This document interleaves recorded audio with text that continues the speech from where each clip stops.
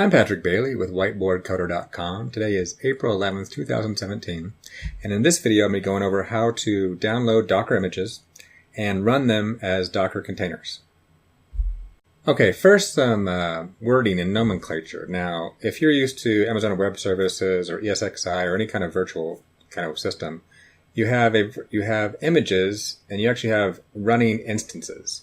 So an image, and if you look at Amazon Web Services as an example, you can go in there and you can find images. You can find an Ubuntu 1604 image or a Windows image.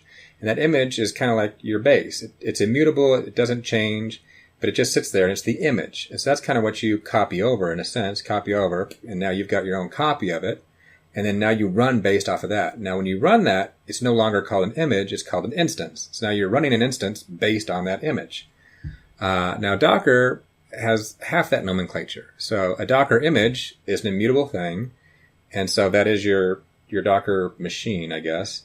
And they call it an instance. They call it an image. But now when they run it, they don't call it a Docker instance. They call it a Docker container.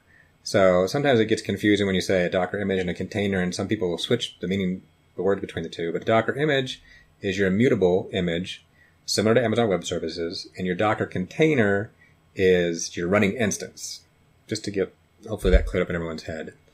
Now with that, whenever you're pulling down images, the default is actually to pull them down from Docker's repository, and that's at hub.docker.com. Now if you go there and you go to the Explorer section, you can actually have an account here, and you can go through and you can upload your images here that are publicly available. But you can also go through and see some official images, like here's an Nginx one, and you can kind of see and click on those and read up on them. But that's actually where, by default, you're pulling down all your images from the official Docker repository. So with that, let's go pull down some images. So if I go into my Docker machine here, and I go sudo docker pull, I'm going to pull down the Nginx image. So when I pull it down, it's going to go talk to there. It's going to see if I have it locally. If I already downloaded it, I already have it. But I haven't. It's going to go down there and pull it down. And when it pulls it down, it actually has multiple layers, which I'm not going to go into right now. But if you see multiple layers, don't fret. That's kind of normal. Well, depending on which thing you're downloading. It's pretty normal to have layers. But we'll let this guy download. Okay. Now typically it's a little faster than that, but my connection's a little slow right now, and also Nginx is a little bigger than most images. A lot of images are, 5, 10 megs in size. I think this one's more like 100. But now that I've downloaded it, it's not running. I've downloaded the image. So I kind of, in a sense, if I'm talking in virtual server terms, I have the virtual server image. I have the Docker image. It's here, but I'm not yet running it. So now if I do sudo docker images, it'll display all the images that I've downloaded. Now here I made sure to wipe them all out. So as I downloaded that one, now I only have one. And so I can see, let me make this a little wider. I can see here's the Nginx image. It's the latest tag. They actually do tag these, so you actually can get different versions. So the latest, I can go up there and look right now. Let's go do that. I can go here and go to the official Nginx repository, click on there, and go in here and see. And I can go look at the tag. So I can go look and see right there it says latest.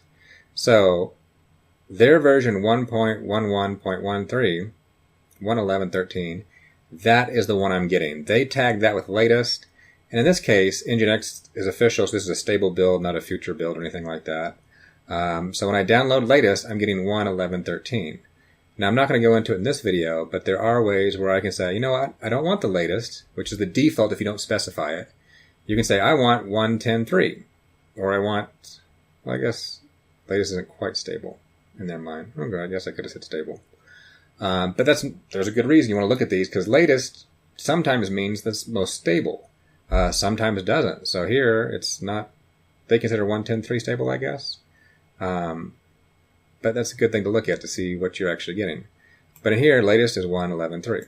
And so here I've got the latest, and you can download multiple ones. So I could, I'm not going to do it in this video, but just to let you know that it's there. So now I've downloaded that. So another thing, I can go download another one. So I'll go sudo docker pull, and I'll pull Postgres. And again, since I didn't designate the tag, it's going to pull the latest. And now Postgres has a lot of layers to it. The good news about layering is if you already have a layer, it doesn't need to pull it down again. So there's that convenience. But in this case, I don't have any of them, so we'll let it pull down. There we go. So now if I do sudo docker images, I should see two. So I have both of those. So I've got the Postgres and the Nginx, and you can see their size there. They're rather big by comparison. So now next, now that I've pulled them down, how do I actually run them? Okay, now running them. So now that I pulled that down, I could run Nginx. I could do sudo docker run Nginx, and that would run, but the problem is Nginx needs to listen. The Docker image wants to listen when you turn the Docker image into a Docker container. Nginx wants to listen on port 80, but the containers don't have access to the outside ports. They would just be there by themselves doing nothing. So it's a little bit pretty useless in this case because it's not going to do. It'll run and it's listening and no one can possibly talk to it. So you can do a port. So if I do this, that says local port 8080, attach that to the Docker port 80. And so I can run it like that. And so now you run it, and it's actually running, but nothing's much going on because no one's talking to it. And so right now I ran it in such a way that I'm attached to it. So to show what's going on here, I can go over here, and I can do a couple of things. I can do sudo docker ps, and that'll show me that is running. So this now is the container. The container has a UUID unique to itself. This is actually only part of the UID. It also has when it was created, it was given a name because I didn't specify a name. It kind of makes a random name for it.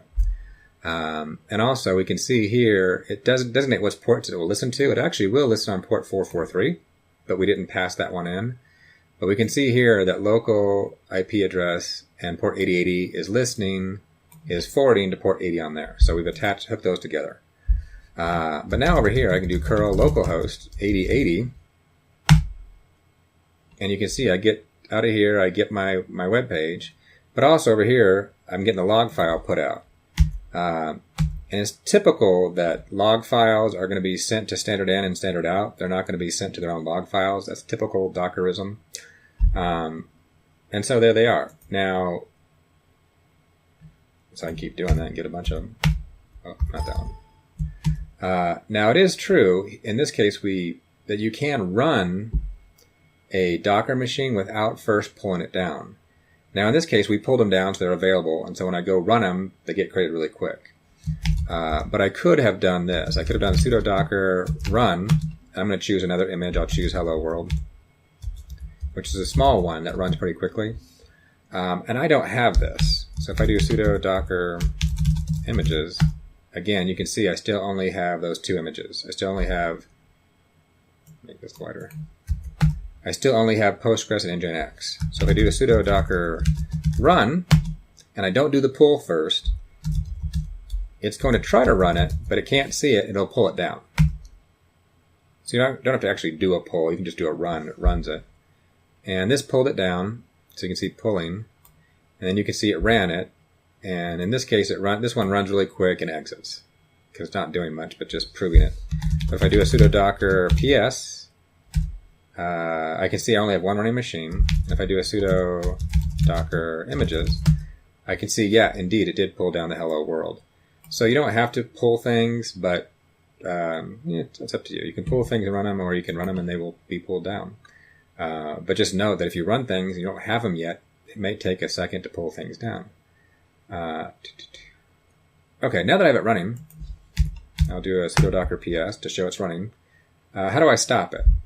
Well, I'm in this simple attached state, so one way to stop it here is just do Control-C. Control-C kills it.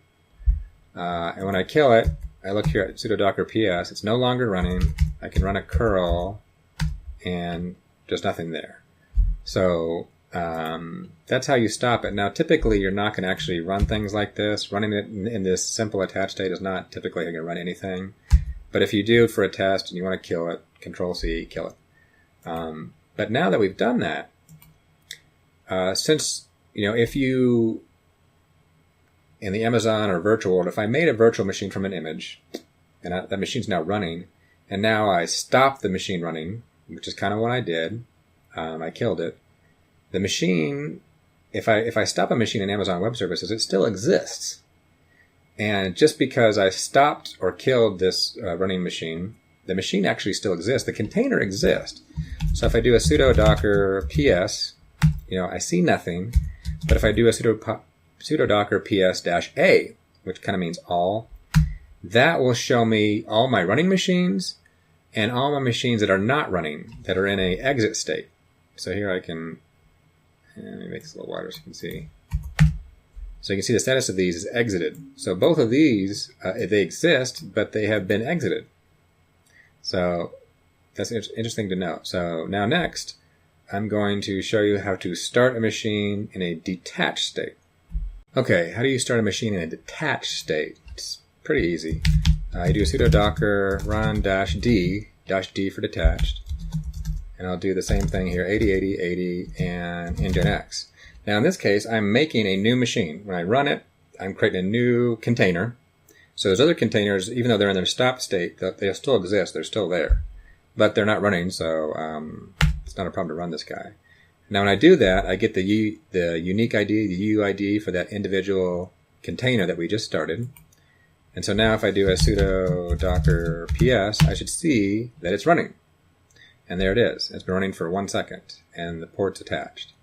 So now if I do a curl again, I should, hit it. But now I'm not attached, so I don't see the logs coming out. But there it is. So now I've got that one. And if I do a sudo docker ps-a, I can see the 3 containers. I can see the 2 that are exited, that are stopped, and I can see the one that's currently up and running. And if I just want to see the running one, I can do that. Well, now that it's running in a detached state, how do I stop it?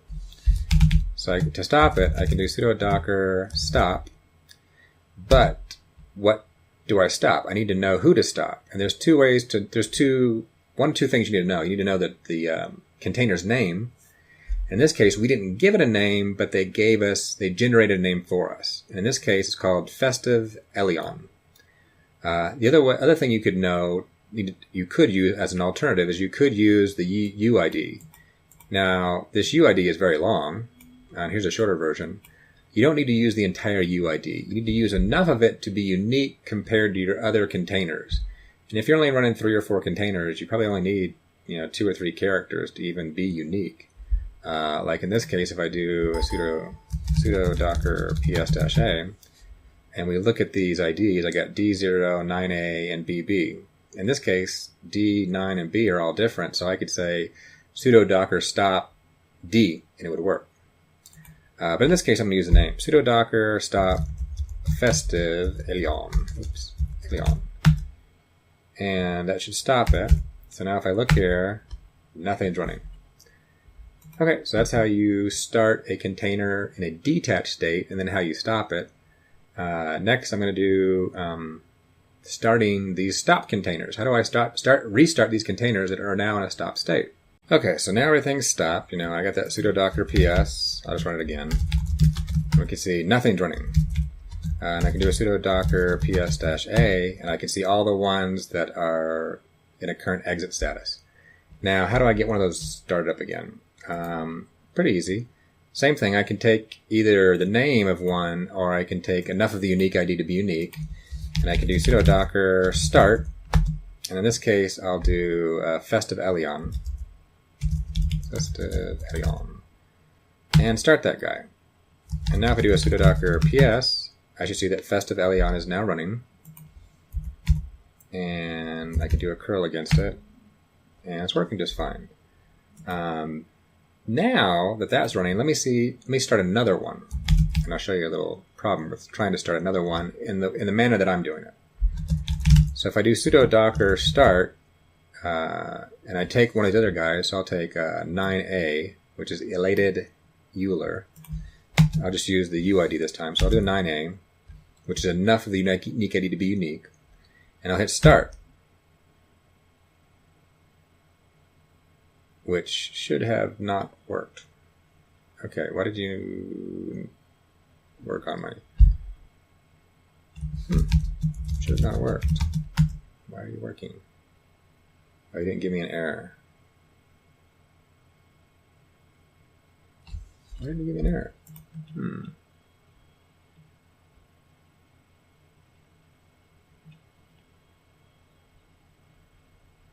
Maybe it doesn't spit out an error. I thought it did. Maybe I'm being mistaken here.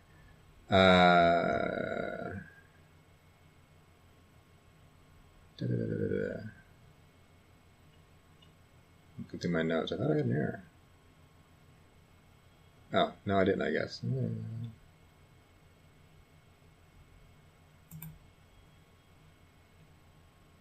But anyway, I tried to start this second one, but I couldn't do it. Now, I couldn't do it because of the ports. And so here, Festive Elion is running, but Elated Euler is not running because I tried to start it, but the ports, you know what, I think that's why I did it. I tried to do, that's probably what I did. I tried to do studio start P 80, which I don't think it respects.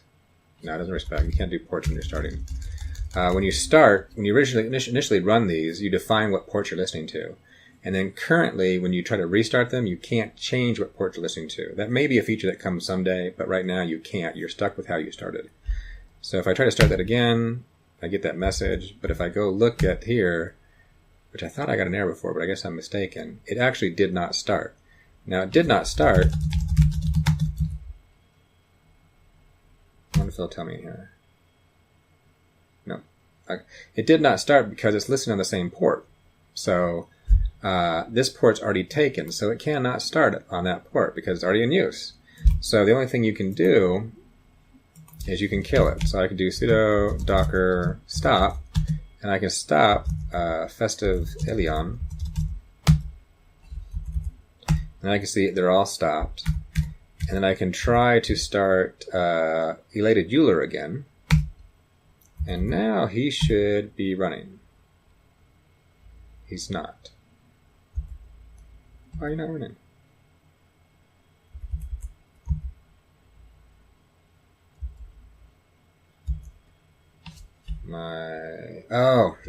Sorry. There's a reason there's not an error there, because I was looking incorrectly. So my Elated Euler is not my Nginx. It's the hello world. So of course it can run just fine. Duh, it did give an error before, so I'm not paying attention. So let me go back. Let me go back and start Festive Elion, which is listening on port 8080. So that is my Nginx. Sorry about that. So that's listening. It's working. Curl works just fine. But now if I try to start Fervent Ride, that's the one I want to start up. So I'll do sudo docker start. Now I'll do Fervent Ride. There we go. So now if I start that, I get a failure. There we go. I know I'm not crazy. So I get a failure because it's trying to attach to port 8080, which is already taken. So I can't do that because the first one has taken it. Now, normally there's no problem with restarting multiple instances. It's just in this case, there's a conflict. And right now, there's currently no way to correct that conflict because I can't reassign the ports on this. At least not yet. Maybe that's a feature that'll come at some point. But yeah, just like I accidentally showed before, I can start another server, so I can start that hello world, the Elated Euler, just fine, and it runs because it's not in conflict with this other guy. But like I was trying to do before, let me go kill that. So let me do sudo docker stop, and I'll stop Festive. Let me use the, it's D0. I'll use the UID, or just D. In this case, that's unique enough. So now that's been stopped.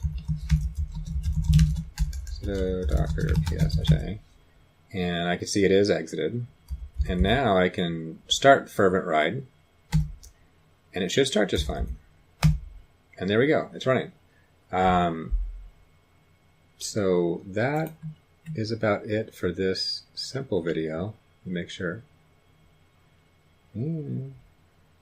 Yeah, so that's how this, I don't want to get too complex for a first video. So this is how you can pull down images, how you can run those images, how you can run them in a detached way, and how you can start and stop them. So kind of a simple intro. I'll probably be doing some more videos, but this is kind of a start. Thanks for watching. I hope you liked the video. If you did, please give it a like. To subscribe, just click the subscribe button. Also, you can follow me on Twitter under the handle @whiteboardcoder.com. View any code I may have thrown up as a gist at GitHub under the username PatmanDenver, or check out my blog site at whiteboardcoder.com.